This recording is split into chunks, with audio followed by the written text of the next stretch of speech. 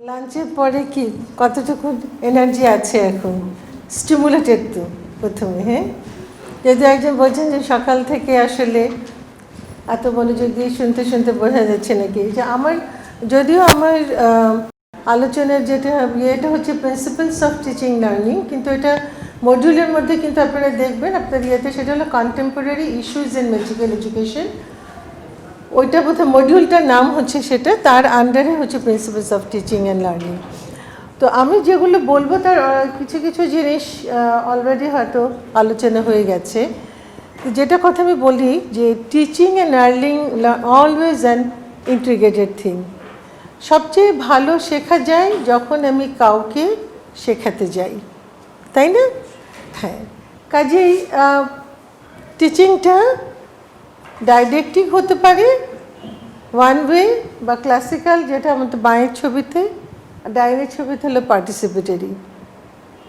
লার্নিংটা কিন্তু সবচাইতে ভালো হয় বাই ডুইং বা active participation.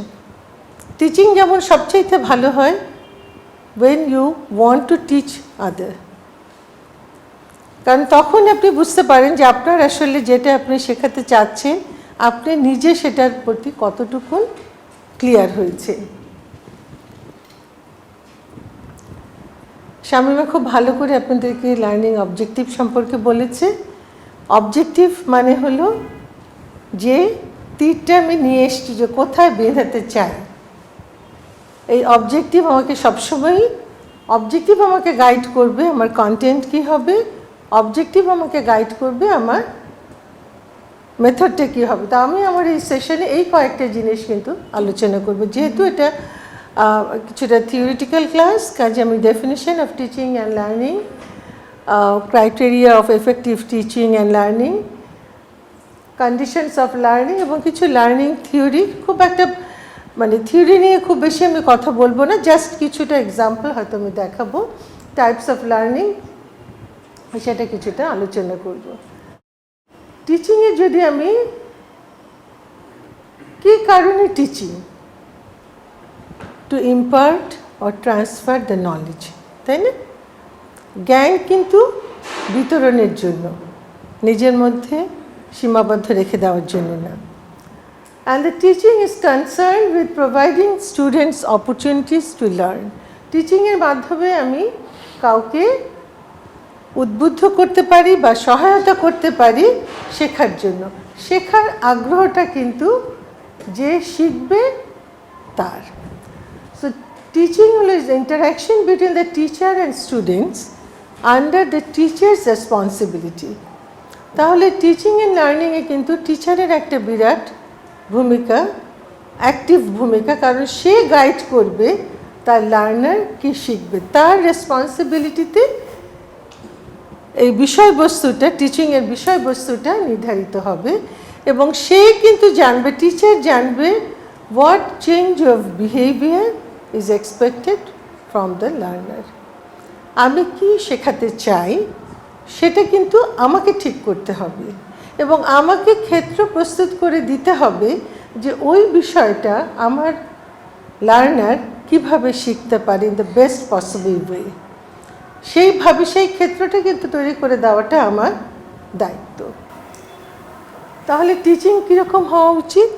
It should be an organised communication, and communication is always a two way process, তাই না? যদি টু-ওয়ে প্রসেস না হয় তাহলে তো সেই রাজার মানে রানীর কাক প্রসব করার মতন গল্প হয়ে যাবে, তাই না? জানেন তো সবাই সে গল্পটা। রানীর বাচ্চা হয়েছে, তো এক লোক একটা খবর দিচ্ছে রানীর না একটা কালো কুচকুচে একটা বাচ্চা হয়েছে, সেটা আরেকজনকে বলছে। তো কালো কুচকুচে কাকের মতন কালো বলতে বলতে আলটিমেটলি যেটা দাঁড়ালো যে রানীর এটা কাক হয়েছে। তো আপনি স্টুডেন্টের কাছ থেকে কী বিহেভিয়ার আশা করছেন আর কোন পথে হাঁটুক আপনি চাচ্ছেন, এটা যদি আপনি তার কাছ থেকে ফিডব্যাক না নেন তাহলে কমিউনিকেশনটা কিন্তু কমপ্লিট হবে না।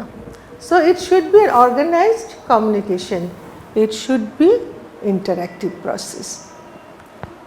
বারবার দেখুন ওরা কিন্তু বলছেন যে আমাদের ফোন নাম্বার আপনাদের কাছে থাকবে, কোনো কিছু যদি ক্ল্যারিফাই করতে হয় আপনারা যে কোনো সময় কন্ট্যাক্ট করতে পারেন আপনার রিসোর্স পার্সনের সাথে।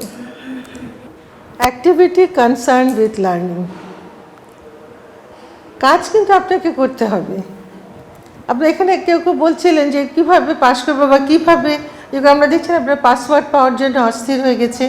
আসলে আমি যখন প্রথমে এই কোর্সটার সাথে জড়িত হলাম আমারও কেমন মাথা পাগল পাগল লাগলো যে আমি কিভাবে অ্যাসাইনমেন্টগুলো পাঠাবো, কীভাবে দেখব, কখন দেখব, আমি কিভাবে ফিডব্যাকটা দিব, মানে আমি নিজে বুঝে উঠতে পারছিলাম না, খুব একটা ইয়ের মধ্যে ছিলাম। কারণ আমাদের পড়াশোনার মধ্যে কিন্তু এরকম ডিস্টেন্স লার্নিংয়ের অভিজ্ঞতা নেই। আমরা সবসময় একটা কোনো কোর্সে ভর্তি হয়েছি, ক্লাস করেছি, পরীক্ষা দিয়েছি, ইভেন যে মেডিকেল এডুকেশনের যে ইয়ে করেছি সেটাও তো ইন পার্সন, এরকম মানে কম্পিউটারে বসে বসে না। কিন্তু দেখলাম যাই হোক হয়ে যাচ্ছে, কারণ আমাকেও যথেষ্ট অ্যাক্টিভিটি করতে হচ্ছে। And teachings to provide opportunities for learning. আর সব লার্নিংয়ের মধ্যে কিন্তু আপনার থিঙ্কিং এবিলিটিটাকে স্টিমুলেট করতে হবে। আপনি যখন চিন্তা করতে শিখবেন বা আপনি যখন বুঝবেন যে আপনাকে আপনার চিন্তা শক্তিটাকে জাগ্রত করতে হবে, তখন কিন্তু আপনি সবচেয়ে ভালো শিখতে পারবেন।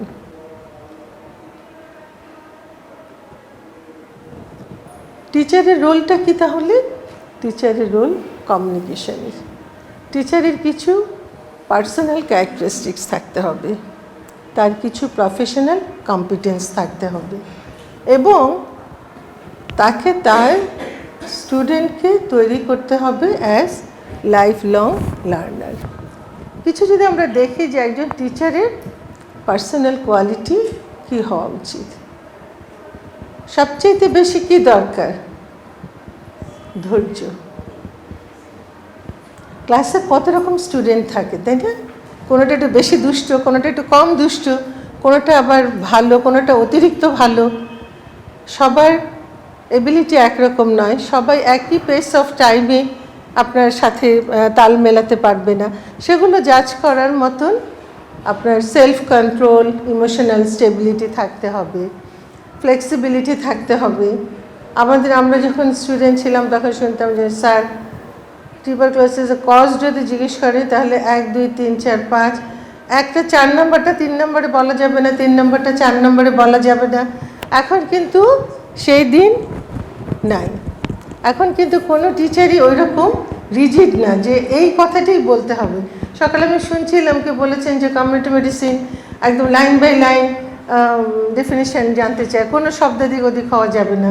কিন্তু আমরা মেডিকেল এডুকেশনের পয়েন্ট অফ ভিউ থেকে কিন্তু, মানে আমি বেসিক্যালি অবস্টেটিশিয়ান, তো আমি কিন্তু কোনো ডেফিনিশনই চাই না যে বই থেকে একদম ইন টোটো বলুন, কিন্তু আমি চাই যেন সে যেটা বলছে সে কথাটা বুঝে বলছে কিনা, সবগুলো শব্দের অর্থবহ শব্দটা সে বলছে কিনা এবং তার থেকে তার আইডিয়াটা ক্লিয়ার হয়েছে কিনা। সো সেই ফ্লেক্সিবিলিটিটা থাকতে হবে। জাস্ট অনেকগুলো কথা এখানে আছে। This are the common professional characteristics that should be borne by a teacher. আর প্রফেশনাল কী কোয়ালিটি থাকা উচিত? অবশ্যই মাস্টারি অন দ্য সাবজেক্ট। আপনি যা শেখাতে এসছেন সেইটা কিন্তু আগে নিজে আপনাকে আত্মস্থ করতে হবে। হ্যাঁ, আন্ডারস্ট্যান্ডিং দ্য লার্নার, এটা কিন্তু বারবার এসছে যে আমার লার্নারের লেভেলটা কী সেটা আমি বুঝি কি না, কারণ সেই অনুযায়ী কিন্তু আমি ডেলিভার করব। তাহলে আমার under graduated learner, post graduated learner আলাদা, তাই না? একজন রেডিওলজিরই আমার সাথে কথা বলছিলেন, তো বলছে রেডিওলজি যখন আন্ডার গ্র্যাজুয়েটে তো রেডিওলজিতে বোধহয় কয়েকদিনের প্লেসমেন্ট থাকে, তাই না? তো সে যদি চেস্ট এক্সরেটাকে চেস্ট এক্সরে আর কি দেখা যাচ্ছে এটুকুন বলতে পারে, আর হয়তো কিছু কিছু লাংস ফাইন্ডিং বলতে পারে, তাহলে পারে কিন্তু তার জন্য বোধহয় হয়ে যাবে। কিন্তু যখন পোস্ট গ্র্যাজুয়েটের একটা স্টুডেন্ট আসবে তখন কিন্তু সেটা আরও ডিটেইলড তাকে জানানো দরকার। সেইভাবে কিন্তু ওটা আমাদের the knowledge on the nature and different level of intellectual and emotional maturity, সেই অনুযায়ী আমি কন্টেন্টটাকে ডেলিভার করব। Understanding the principal and methods of teaching. আপনারা সবাই টিচার, সবাই কিন্তু স্টুডেন্ট পড়াচ্ছেন, আইটেম দিচ্ছেন, পরীক্ষা দিচ্ছেন, সব কিছুই করছেন, কিন্তু যখন আপনি টিচিং মেথডগুলোর সাথে পরিচিত হবেন তখন দেখবেন যে আপনার কাজটাকে আরও গুছিয়ে নিতে পারছেন। আর যে কেউ যখন একটা ক্লাস রেডি করেন সে কিন্তু অবজেক্টিভের মতন একটা চিন্তা করেই করেন যে এই ক্লাসে আমি কী পড়াবো এবং আমি যা পড়াচ্ছি এটা থেকে আমি কী কোশ্চেন করব, তাই না? এটা শুধুমাত্র এখন আপনি চিন্তা করবেন যে আমার অবজেক্টিভ ঠিক করেছি কিনা। এটা কিন্তু আপনি হিডেনলি করেই যাচ্ছিলেন, হ্যাঁ, কিন্তু এখন হয়তো আপনি এটাকে একটা দৃশ্যমানভাবে তৈরি করে নেবেন। General understanding of other branches আর ফিল্ডস অফ নলেজ, শুধু আপনার সাবজেক্ট ম্যাটারটা জানলেই তো চলবে না, তার সাথে রিলেটেড অন্যটাও আপনাকে কিন্তু জেনে নিতে হবে। কারণ যেহেতু এখন বলা হচ্ছে যে ইন্টিগ্রেটেড টিচিং বা প্রবলেম বেসড টিচিংয়ের মধ্যে আমরা সুইচ ওভার করতে চাই। আর সবচেয়ে যেটা বড় কথা, taking pride of teaching as a profession. টিচিংটাকে ভালোবাসতে হবে। সবাই কিন্তু টিচার নয়, ভালো টিচার হতে পারে না। তার জন্য কিন্তু একটা ভেতর থেকে একটা তাড়না আসতে হবে। আগে দিতে আপনি যদি পুরনো বড় বড় ইয়েদের কথা পড়েন, শিক্ষাবিদদের কথা পড়বেন, দেখবেন কি যেন ওই মেডিকেল ইয়ে থেকে পাশ করে ফার্স্ট ক্লাস পেয়েছে বা খুব ভালোভাবে ভালো একটা ইউনিভার্সিটিতে পাশ করে গিয়ে গ্রামের একটা স্কুলের হেডমাস্টার হয়েছে এবং তার ওখান থেকে সব নোবেল লরিয়েটের মতন বড় বড় লোকজন বের হচ্ছে। মানে এটা ছিল এক সময় এই ঊনবিংশ শতাব্দীতে। একবিংশ শতাব্দীতে এসে গ্রাম আর মানে এক একটা ইনস্টিটিউশনের অনেক তারতম্য হয়ে গেছে, কারণ ওই টিচিংটাকে ভালোবেসে খুব মানুষ যাচ্ছে না। এখন টিচিংয়ে যায় যাদের জোর করে ধরে বেঁধে পাঠিয়ে দিল বেসিক সাবজেক্টে, কেউই যাবে না। সবাই যদি সার্জারি করতে চায় তাহলে সার্জন তৈরি করার জন্য যে অ্যানাটমির নলেজটা দেবে কি? তাহলে টিচিং জন্য একটা পজিটিভ আউটলুক থাকতে হবে। এটা খুবই ইম্পর্টেন্ট একটা quality. The effective teaching must be stimulating. আমার যেটা ভালো লাগে বা যেটা করতে আমি উৎসাহ বোধ করি সেই কাজটা আমি বেশি ভালোভাবে করব। It should be encouraging, organised. হ্যাপাসার জিনিস কখনো ব্রেনের মধ্যে কিন্তু একটার পর একটা সাজানো হলে ভালোভাবে গেঁথে যাবে। It should develop thinking ability. আমার চিন্তা শক্তিকে, আমার মনের মধ্যে যে একটা কল্পনাপ্রবণ আমার একটা মন আছে, যে কোনো কিছু দেখে উদ্বেলিত হতে পারি, সেরকম কিছু যদি আমি আমার জানার বিষয়টাকে উপস্থাপন করতে পারি তাহলে সেটা আমার লার্নারের জন্য ভালো।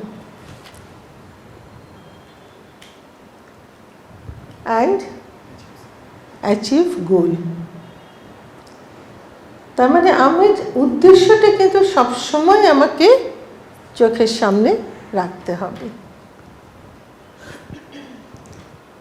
Self-directed learner. And what is the learning? Learning, আমরা জানি, it is a process resulting in some modification, relatively permanent, of the behavior and the way of thinking, feeling and doing of the learner. Learning মানে হলো change of behaviour. আমি একটা বাচ্চাকে দাঁত মাজা শেখালাম, টিচিংটা হলো কেউ দাঁত মাজবে। ও যখন দাঁত মাজাটা শিখে যাবে উইথ ইটস ফুল পোটেনশিয়াল, ও কিন্তু সবসময় নিজে দাঁত মাজতেই থাকবে, তাই না, যখন প্রয়োজন। তার মানে ওর একটা বিহেভিয়ারে কিন্তু পার্মানেন্ট একটা চেঞ্জ এসে যাচ্ছে। আপনারা যে কোর্সে এসছেন আপনাদের একটা আগ্রহ নিয়ে এসছেন।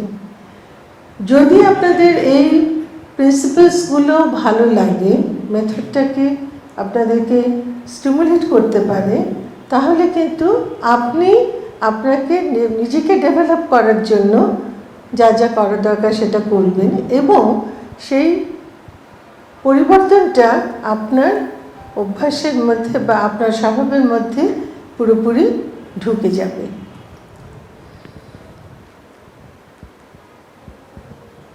So learning is a continuous process. একদিনে দুই দিনে শেষ হবে না। It is always a lifelong process. It should B constructive and active process. আপনাকে ইনভলভ হতে হবে। আমি যেমন প্রথমে বাচ্চাদের নিজেদের রং করার মধ্যে এনগেজ দেখেছিলাম, আপনাদেরকে ইনভলভ হতে হবে। And it should be undertaken by individual learner. প্রত্যেকের চিন্তার ধরন আলাদা, শেখার ধরন আলাদা, যার যার ইন্ডিভিজুয়ালিটি আলাদা, সেইভাবেই কিন্তু ইনকর্পোরেট করে লার্নিংটা হতে হবে। ইট tax new information and builds it on existing knowledge. আপনার এই অ্যাডাল্ট লার্নার স্টেজে আপনার কিন্তু একদম মানে খালি পাতা না, অনেক কিছু আছে, তার সাথে কিছু কিছু নতুন জিনিস হয়তো বা যোগ হবে। Cognitive structures which the learner builds are influenced by the structure and organization of the information. কীভাবে আপনি আপনার লার্নিংটাকে সাজাচ্ছেন সেটার উপরে কিন্তু নির্ভর করে। তাহলে learning needs attending class, reading books, observing video আর পিকচার্স, হোয়াট এভার। এখন তো অনেক রকম মানে ম্যাটেরিয়ালস আছে যেগুলো আমি ইউজ করতে পারি, আর যে অনেক রকম মেথডস আছে। এই সব কিছু দিয়ে কিন্তু ultimately there will be a change in behaviour. চিন্তায়, চেতনায়, কাজে পরিবর্তন। এবং এই প্রত্যেকটির জন্য কিন্তু টিচার আপনাকে একটু স্টিমুলেট করতে পারে, গাইড করতে পারে, কিন্তু পরিবর্তনটা আনতে হবে আপনার নিজেকেই। সো ইফেক্টিভ লার্নিং কখন হয়? যখন মানে লার্নার নিজে তার অবজেক্টিভটা বুঝতে পারে, কেন শিখবে। যদি সেখানে স্কোপ থাকে প্র্যাকটিস করার, যদি তাকে স্পেসিফিক ফিডব্যাক দেওয়া হয়, কোথাও যদি তার ভুল হয়, ভুলটার ফিডব্যাক দেওয়া হলে সে শিখতে পারে ভালো। রিএনফোর্সিং প্র্যাকটিস অফ কারেক্ট এলিমেন্টস, যেটা ভুল ছিল শুধরে দিলাম, আবার করবে, আবার দেখব, তাই না? So what are the conditions for learning? এক সময় ছিল বেতের উপরে আর মাইনের উপরে ওষুধ নাই, আর এখন কি বলে শিশুদের জন্য হ্যাঁ বলুন, কোনো কিছুতে না বলা যাবে না। হ্যাঁ, কখন যে আবার সুইসাইড করে বসে থাকবে। হ্যাঁ, মানে নকল ধরলেও শেষে। আমার বৌমা হলো একটা কিন্ডারগার্টেনের টিচার, তো সে একদিন তার ক্লাস 4 না 5 বাচ্চা দেখে যে একটা এরকম নকলের কাগজ নিয়ে এসে, তো ও ধরে নিয়ে তারপর বলছে, মা আমি না খুব ভয় পেয়ে গেলাম, যখন আমি এটা কী করবো। তাদের আমি আরেক সিনিয়র টিচারকে বললাম যে আমি যে কাগজটি দিয়েছি এখন কী হবে তাহলে। তো উনি আবার যে প্রিন্সিপালকে দিয়ে বলছে, না ওই স্টুডেন্টকে কিছু বলবা না। তো এরকম অবস্থা,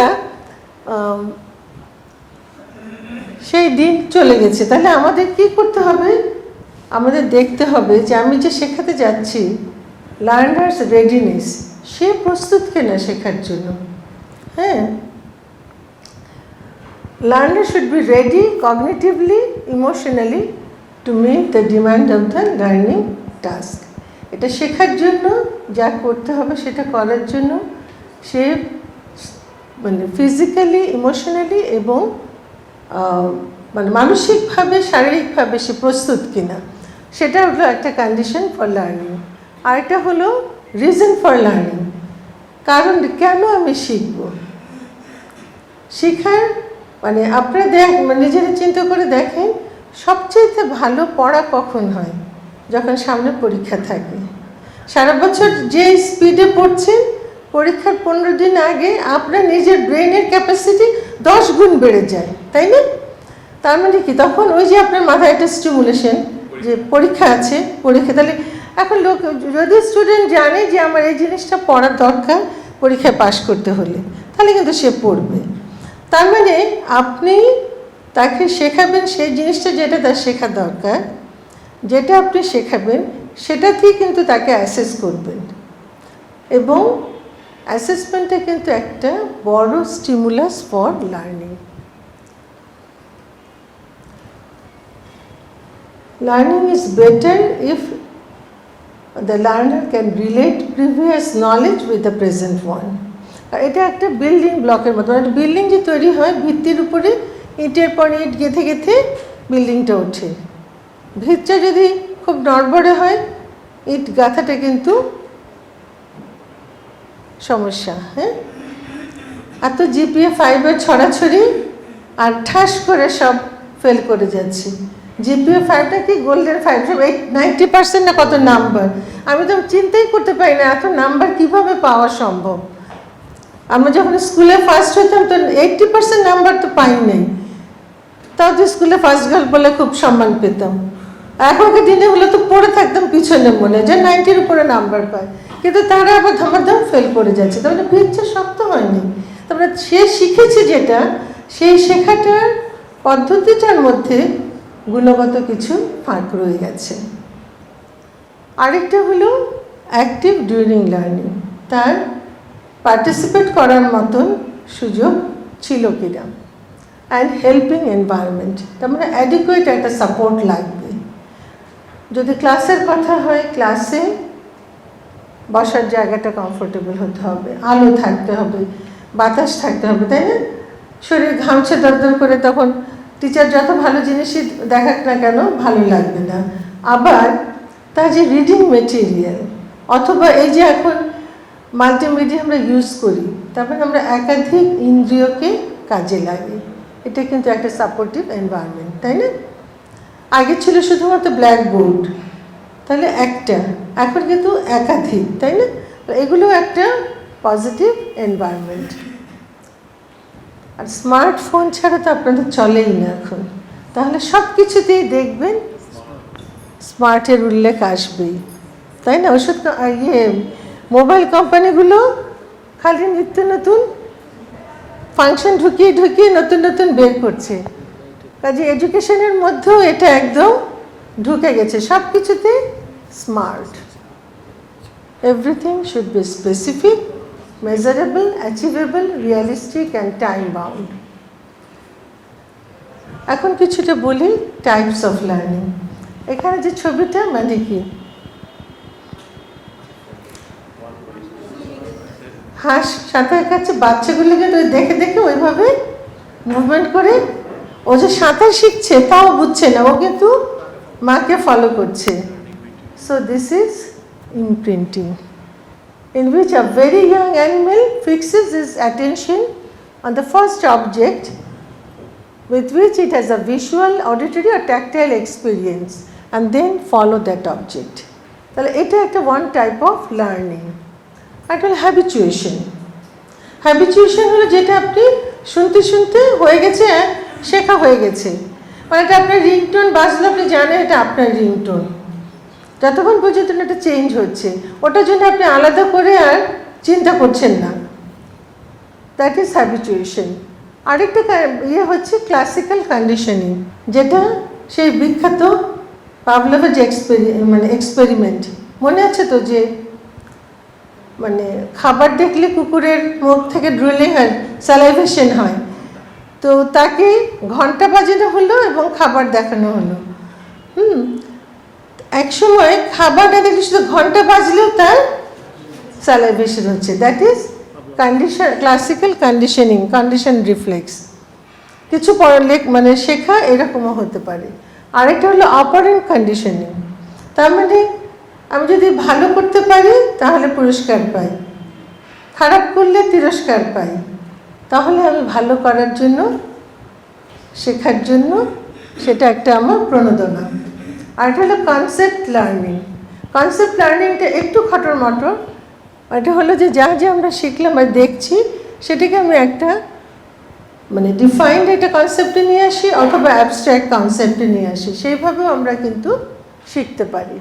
আর রুলস অ্যান্ড প্রিন্সিপালস যদি আমি বলি, রুল মানে হলো কি, যে দুটো আর তার চেয়ে বেশি মতবাদ একসঙ্গে হলে সেটাকে আমরা বলি রুল। আর প্রিন্সিপাল হলো যখন আমরা two or more concept or rule expressed in a matter in a manner that indicates a generalization, সেটা হলো প্রিন্সিপাল। প্রিন্সিপাল যেটা সেটা কিন্তু generalized for everyone, more widespread application। এখানে লার্নিং থিওরিজের মধ্যে আমি বলি যে থিওরি খুব বেশি আমি এখানে বলবো না, কারণ ওটা আপনাদের পড়ে নিতে হবে। কিছু মানে কয়েকটা জাস্ট নাম এবং একটু বলি। একটা হলো হোমনকুলাস থিওরি। হোমনকুলাস থিওরি মানে বলে যে একদম যেমন একটা স্পার্মাটোজোয়া যদি আমি চিন্তা করি, that spermatozoa is the actual male individual. হ্যাঁ, কাজে সেই রকম আমাদের ব্রেনের মধ্যে অনেক রকম নিউরন আছে অ্যাট বার্থ। এটার মধ্যে যত ইন্টারকানেকশন হবে তত আমার লার্নিংটা ডেভেলপ করবে। সে homunculus is a representation of a small human being. Performationism is the formally popular theory.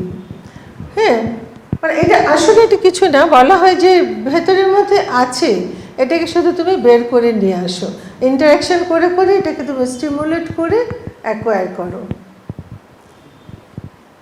আর এটা হচ্ছে ব্ল্যাঙ্ক স্লেট থিওরি। তার মানে খালি স্লেট। বাচ্চাদের জন্য যেটা হতে পারে, হয়তো সেটা জানে থাকে না, কিছু জানে না, তাকে যেটা জানাবে সে সেটা শিখে নেবে। ইন্ডিভিজুয়ালস আর বর্ন উইদাউট, মানে এগুলো এক একজন এডুকেশনিস্ট এক একভাবে ইয়েগুলো থিওরিগুলোকে এক্সপ্লেন করেছে। যে লোককে মানে অ্যাট বার্থ তার কোনো রকম মেন্টাল কন্টেন্ট নাই, কিন্তু সে তার আশেপাশ থেকে তার এক্সপিরিয়েন্স এবং তার পারসেপশন, সেখান থেকে সে তার লার্নিংটাকে অ্যাচিভ করে। আর একটা কগনিটিভ থিওরি, সেটা হচ্ছে যে যেটা মানুষ দেখে শেখে, শুনে শেখে। হ্যাঁ, তার সোশ্যাল ইন্টারাকশন, এক্সপেকটেশন, এগুলোর সাথে তার ফিলিংস, তার থিঙ্কিং বা তার বিহেভিয়ারটা চেঞ্জ হয়। আর বিহেভিয়ার লার্নিং থিওরি যেটা হলো যে তার এক্সটার্নাল স্টিমুলাইয়ের সাথে সে কীভাবে রেসপন্স করে। This are the certain theories. আর স্কিমা থিওরিটা হলো অল নলেজের যেটা বিল্ডিং ব্লকের মতন, যেটা আমি অ্যাকোয়ার করি ধাপে ধাপে। এই যে তিনটা ধাপ আছে, স্কিমা অ্যাক্টিভেশন, তার মানে হচ্ছে activation of the existing knowledge. আমি কি জানি সেটাকে আগে স্টিমুলেট করলাম, তারপরে হলো স্কিমা কনস্ট্রাকশন, তারপরে নতুন যেটা শিখলাম, নতুন যেটা জানলাম, সেটা এই কনস্ট্রাকশনের সাথে ওটাকে আরেকটু যোগ করলাম। And then finally schema refinement. যা কিছু শুনলাম, যা কিছু জড়ো করলাম, সবটা কিন্তু মাথায় রাখবো না, আমি কিছু কি পয়েন্ট রাখবো। যেমন আমরা ইয়েতে বলি টেক হোম মেসেজ, তাই না? তাহলে কিছু জিনিস যেটা আমি মনে করি যে আমার অবশ্যই আমাকে রিটেন করতে হবে, that is my schema refinement. Teaching method নিয়ে আমার মনে হয় প্রফেসর আবিদ অলরেডি বলেছে, আমি ওটা বলছি না। এখানে শুধু আমরা দেখাচ্ছি জাস্ট ওই ব্লুমস ট্যাক্সোনমিতে যেমন মানে কগনিটিভ ডোমেইন, সাইকোমোটর ডোমেইন, এরকম পিরামিড আছে। এই পিরামিডে লেকচারে যা আমরা বলি তার মনে থাকে রিটেন হয় 5%, টেক্সট যদি আমরা পড়ি 10%, অডিও ভিজুয়াল ইউজ করলে 20%, লার্নিং বাই ডুইং 75%, কিন্তু এই 90% হলো টিচিং আদার্স। তাহলে কি মেডিকেল আমি সবসময় বলি গ্রুপ করো বা রিডিং পার্টনার ঠিক করো, যে তুমি বলবে সে শুনবে। তাহলে তুমি যখন বলছো তোমার ব্রেন কিন্তু ঠিক করবে যে তুমি ঠিক বলছো না ঠিক বলছো না, নিজের কানেও শুনতে পারবে নিজের ভুলটা, এবং আরেকজন তোমাকে ফিডব্যাক দিতে পারবে। আরেকটা হলো BEM principle, beginning, middle and end. Beginning, end and middle principle. তার মানে কি, যখন আপনি কোনো লেকচার অ্যাটেন্ড করেন, প্রথম কিছুক্ষণ সময় মনোযোগটা ভালো থাকে, ভেতরে যায়। তারপরে